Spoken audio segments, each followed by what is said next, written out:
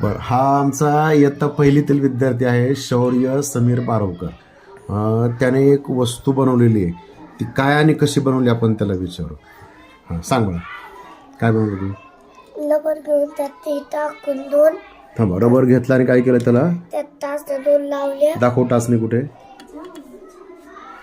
Okay, वर त्याला टाचणी दाखव. एक मिनटं. हां, इथं टाचणी लावली त्याला. ही एक टाचणी लावली. बरं, आणि काय केलं. मग ते रबर इथं दोऱ्याने तो इथं अडकवला. हां, आणि बांधलं दोऱ्याने. मोठ्याने सांग. मग बांधलं दोऱ्याने. कुठं बांधलं दोऱ्याने. इथं आणि इथं दोन ठिकाणी बांधलं. का बरं बांधलं. ते लागल म्हणून. हाताला लागू नये म्हणून बांधलं. बरं, ठीक आहे. मग आता काय केलं आणखी. ही याच्या द्वारे थांब, ते काय आहे ते दाखव ना आधी. हो, हे काय आहे. पेनची निप रिफिल आहे. बरं, ते काय केले. ह्याच्यात टाकायची. हां, त्यात टाकल्यानंतर काय केलं. त्याच्यामध्ये टाचणी. अच्छा, त्या रबरला जी टाचणी लावली ती त्या रिफिलमध्ये अडकवली. बरं, आणि हां, कुठं पडलं ते. बरं, समजा आपण हा जो रबर आहे, हा रबर जर ताणला नाही, अशीच रिफिल यात टाक बरं. हां, त्याला आपण काय रबर ताणून लावलाच नाही, तर मग आता जशी रिफिल उडून एकदम लांबवर गेली तशी जाईल का. जाईल का. नाही जाणार. मग ती रिफिल लांब कधी जाते. रबर अडकवलं. त्याला रबर अडकवल्यावरती. बरं, रबर नुसतं अडकवत नाही, आपण काय करतोय तो. टाचणी टाकून हां, टाचणी टाकून त्याला काय करतोय. लावून ताणतोय. लांब ताणतोय त्याला, आहे का नाही.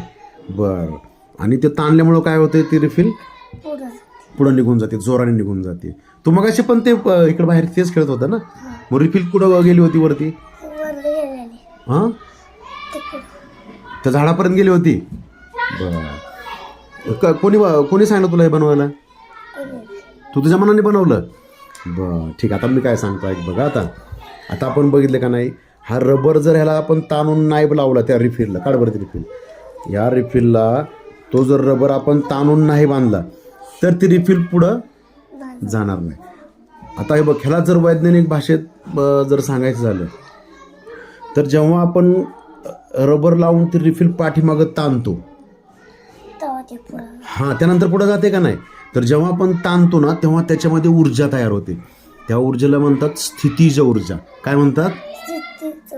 हां, आणि इंग्लिशमध्ये त्याला म्हणतात पोटेन्शियल एनर्जी.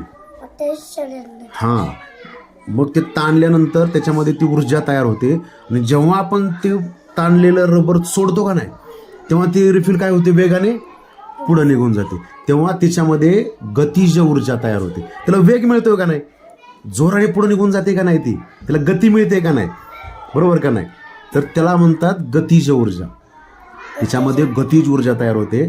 त्याला इंग्लिशमध्ये म्हणतात कायनेटिक एनर्जी. हां, आणि तू खूप छान प्रयोग केला बरं का. मला आवडलं हे. असंच वेगवेगळे प्रयोग करत राहा. बरं, हे कळलं ना तुला.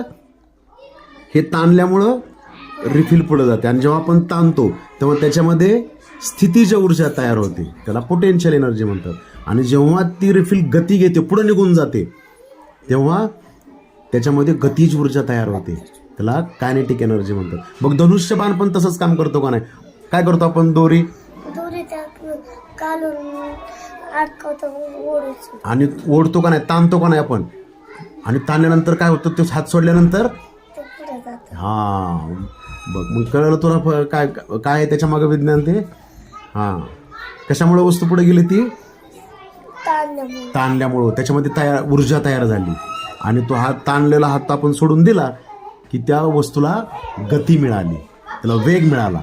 हे का नाही. Very good. छान प्रयोग केला तू. Very good. शाबास. असंच वेगवेगळे प्रयोग कर आणि मला दाखव काय.